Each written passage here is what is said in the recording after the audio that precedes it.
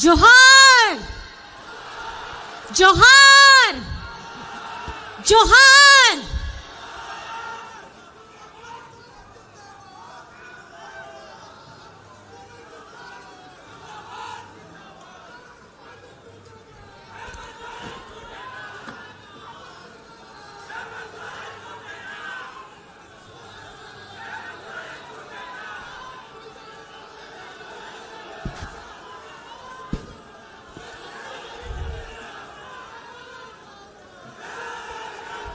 जय झारखंड, जय झारखंड।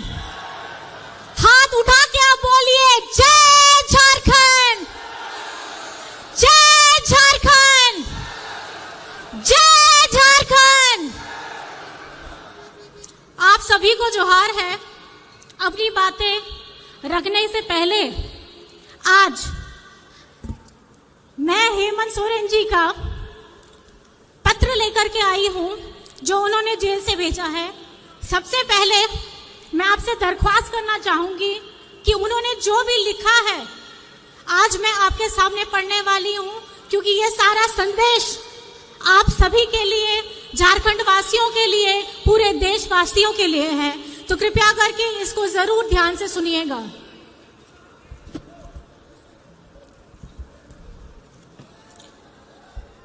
उलगुलान की धरती झारखंड में आयोजित उलगुलान न्याय महारैली में पूरे झारखंड के विभिन्न गांव, पंचायत, टोले से आए हुए बड़े बुजुर्ग, माताएं, बच्चे, बहनें और मेरे साथियों, साथ ही मेरे पूरे देश से आए हुए इंडिया महागठबंधन के नेतागणों को धरती आबा बिरसा मुंडा, सिद्धू कानू सहित अमीर शहीदों की इस पावन धरती पर मैं बिरसा कारा से ही आप सभी को हार्दिक अभिनंदन और जोहार करता हूं।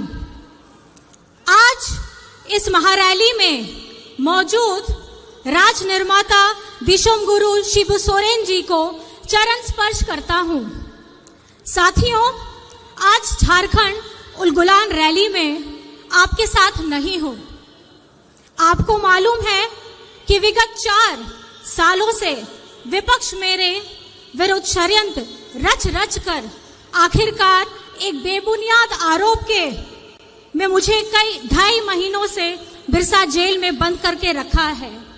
और इसी प्रकार हमारे महागठबंधन दल के आम आदमी पार्टी के मुख्यमंत्री अरविंद केजरीवाल जी को भी उनके सहयोगियों के साथ दिल्ली के तिहाड़ जेल में डाल रखा है। साथियों, ये आजादी के बाद पहली बार है जब किसी पार्टी के शीर्ष नेता एवं मुख्यमंत्रियों को और मंत्रियों को चुन करके चुनाव के ठीक पहले सुनियोजित तरीके से बेबुनियाद आरोपों पर जेलों में डाला जा रहा है। खैर, कोई बात नहीं, मुझे आज जेल में रहते हुए भी खुशी हो रही है कि जिस लोकतंत्र की रक्षा और हक अधिकार की लड़ाई को हम लड़ रहे हैं, उसे हम ही नहीं बल्कि देश के और विभिन्न राज्यों के दल और क्रांतिकारी नेतागण वही लड़ाई लड़ रहे हैं। आज उलगुलान महारैली में आए क्रांतिकारी नेताओं की मौजूदगी इसका गवाह है कि आज इस उलगुलान महारैली के मंच पर आदरणीय मल्लिकार्जुन खड़गे जी, जो अभी नहीं है, राहुल गांधी जी, अखिलेश यादव जी, फारूक अब्दुल्ला जी, चंपई सोरेन जी, भगवत मान जी, तेजस्वी यादव जी, श्रीमती सुनीता केजरीवाल जी, दीपांकर भट्टाचार्य जी, संजय सिंह जी, श्रीमती प्रियंका चतुर्वेदी जी और विवेक गुप्ता जी का मैं पुनः अभिवादन करता हूं। साथियों, आज का ये झारखंड उलगुलान महारैली से झारखंडी भाइयों की के नाम ने से कई बातों का पता चल रहा होगा। जी हाँ साथियों, उलगुलान का मतलब ही है अब और नहीं चलेगी ठगों की सरकार, लोकतंत्र लूटने नहीं देंगे, संविधान खत्म नहीं होने देंगे, देश टूटने नहीं देंगे। मेरे साथ आप लोग जोर से बोलिए, इनकलाब जिंदाबाद, इनकलाब जिंदाबाद। साथियों, 2024 का लोकसभा चुनाव चल रहा है। एक तरफ हम सब इंडिया महागठबंधन के लोग हैं और दूसरी तरफ पूंजीपतियों की जमात और षड्यंत्रकारी केंद्र सरकार एनडीए के लोग।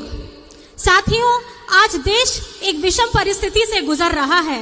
विगत 2014 से केंद्र में भाजपा एनडीए की सरकार चल रही है और दो बार देश की जनता ने एनडीए को सरकार बनने का मौका भी दिया। देश की सरकार का जनाधार को देश के लोगों ने दे दिया, पर पूरे देश की राज्यों की सरकार का जनाधार एनडीए को नहीं दिया।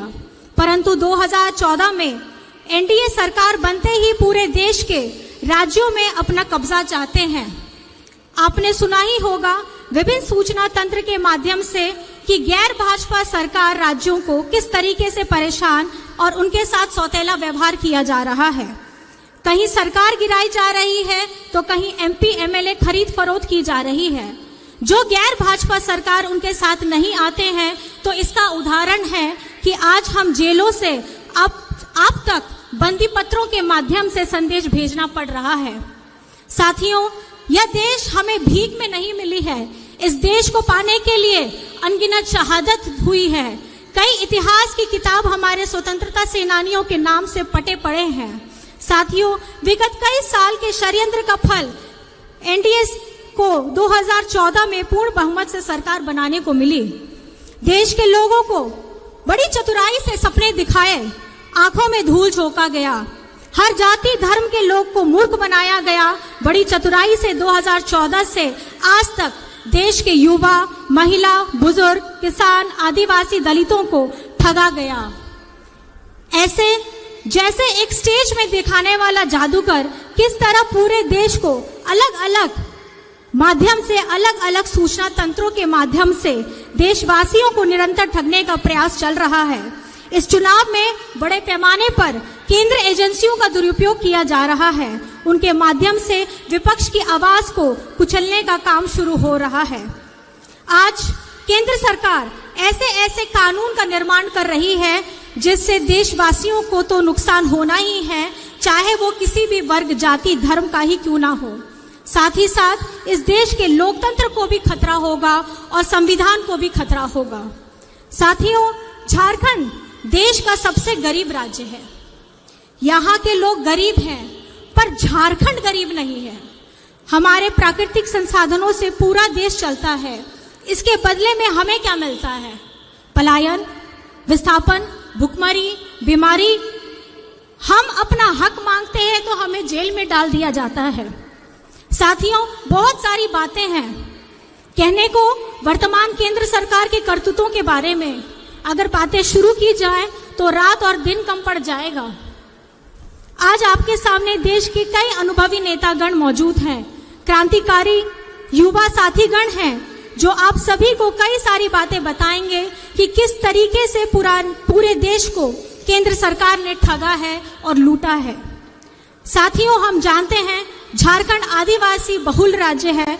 आप सभी को याद होगा, नहीं तो मैं याद दिलाता हूं कि राज्य अलग होने के बाद राज्य में विधानसभा सीटों की संख्या बढ़ाने के लिए राज्य में परिसीमन का प्रस्ताव बढ़ गया था, जिसे बड़ी संख्या में आदिवासियों आरक्षित सीटों की संख्या घटाने की बात कही जा रही थी। तो उस समय हमारे दिशम गुरु शिबू सोरेन जी के नेतृत्व में पूरे राज्य में सदन से लेकर के सड़क तक विरोध किया गया और इस विरोध के फलस्वरूप आज हमारे राज्य में परिसीमन लागू नहीं हो पाई। जब ये चर्चा चली उस समय भी केंद्र में भाजपा की ही सरकार थी। 2025-26 तक के लिए इसको टाल दिया गया। यह विषय वर्तमान लोकसभा चुनाव के बाद फिर से राज्य के सामने आने वाला है। जैसे कि मैंने पहले भी बताया है कि केंद्र सरकार जिस तरह से नए नए कानून बना रही है, उन कानूनों में सबसे अधिक प्रभावित आदिवासी क्षेत्र और आदिवासी समुदाय को होने जा रहा है। झारखंडी सदियों से जल जंगल जमीन के लिए लड़ाई लड़ता रहा है। जल जंगल जमीन के लिए हमारे अनेक पूर्वजों ने अपनी शहादत दी है और आज के परिप्रेक्ष्य में केंद्र सरकार की सोच आदिवासी, दलित, पिछड़ा, मजदूर, किसान विरोधी रहा है और इनके 10 साल की कार्यकाल में सबसे अधिक और बड़े ही निर्मम तरीके से आदिवासी समुदायों को और उनके अनुसूचित क्षेत्रों पर इनकी बुरी नजर है। उदाहरण के तौर पर आप देख सकते हैं, विगत कई महीनों से मणिपुर जल रहा है, वहां के आदिवासी बहु बेटियों की इज्जत लूटी जा रही है, पूरा देश देख रहा है, पर केंद्र सरकार चुप है। आज तक केंद्र सरकार ने कोई सूद नहीं ली है। ये है इनका आदिवासी प्रेम। लद्दाख को छठी अनुसूची में डालने का वादा कर वर्षों तक ठगा गया और अंत में छठी अनुसूची घोषित करने से मुकर गई। आज वहां के भयानक ठंड में भी लोग 0 की डिग्री में भी अपना विरोध प्रदर्शन कर रहे हैं। ये है इनका आदिवासी प्रेम। साथियों, देश में सभी शेड्यूल्ड एरिया पर इनकी गिद्ध नजर है। झारखंड में कई महत्वपूर्ण और संवेदनशील कानून लागू हैं, जैसे CNT act, SPT act, Wilkinson act इत्यादि। अगर NDA सरकार 2024 के चुनाव जीतती है तो राज्य और देश के आदिवासियों के ऊपर बहुत बड़ा खतरा बन जाएगा। इसलिए किसी भी कीमत पर झारखंड को बचाना है। साथियों, झारखंड में कुछ संवेदनशील मुद्दे हैं, जैसे सरना धर्म कोड राज्य में लागू किया जाना, खतियान आधारित स्थानीय और नियोजन नीति बनाना, पिछड़ों को 27% आरक्षण के लिए मार्ग प्रशस्त करना, स्थानीय भाषा और संस्कृति को पहचान दिलाने का कार्य करना इत्यादि। मैं इन विषयों पर विस्तृत में नहीं जा रहा हूं, पर यह कहना चाहूंगा कि ये सभी चीजें तभी लागू होंगी जब केंद्र की पूंजीपति और तानाशाह सरकार को केंद्र से बेदखल किया जाए। साथियों, मैं अपना यह संदेश समाप्त करने से पहले कहना चाहता हूं कि झारखंड वीरों की धरती है। हमेशा से झारखंड के मूलवासी आदिवासियों ने राज्य के हक अधिकार के लिए संघर्ष किया है, अपने संघर्षों का लोहा भी बनवाया है। झारखंड के लोग अपने हक अधिकार की लड़ाई तब तक लड़ते रहेंगे जब तक वो हासिल ना हो जाए। आज उसी संघर्ष का यह नतीजा है कि वर्ष 2000 में गुरुजी के नेतृत्व में हमें झारखंड राज्य मिला और उसी संघर्ष से ही राज्य अलग होने के बाद हम लोगों ने राज्य में महागठबंधन की मजबूत सरकार बनाई और अब मजबूत उलगुलान की आवाज करते हुए 2024 के लोकसभा चुनाव मजबूती से लड़ेंगे भी और जीतेंगे भी। जुमले वाली केंद्र सरकार की नाकामी, देश को ठगने वालों की और देश की अखंडता को तोड़ने की बातें करने वालों को इस झारखंड से भी खदेड़ा जाएगा और दिल्ली की गद्दी से भी खदेड़ा जाएगा। इन्हीं बातों के साथ आप सबको उलगुलान महारैली में आने के लिए बहुत बहुत आभार है। अब हम अपने झारखंड की इस प्रभात तारा मैदान से इतनी जोर से आवाज लगाएंगे कि होटवार जेल में बैठे हेमंत जी को पूरे झारखंड की आवाज सुनाई देनी चाहिए। जोर से हम लोग सब बोलेंगे, जय हिंद, जय हिंद, जय हिंद, जय झारखंड, जय झारखंड। दिशुम गुरु शिबू सोरेन जिंदाबाद, दिशुम गुरु शिबू सोरेन जिंदाबाद, हेमंत सोरेन जिंदाबाद, हेमंत सोरेन जिंदाबाद, हेमंत सोरेन जिंदाबाद। जेल का ताला टूटेगा, जेल का ताला टूटेगा, जेल का ताला टूटेगा, जेल का ताला टूटेगा, जेल का ताला टूटेगा। आप सभी को यहाँ आने के लिए अपने हृदय की गहराइयों से मैं आप सभी को आभार प्रकट करती हूँ। जोहार है।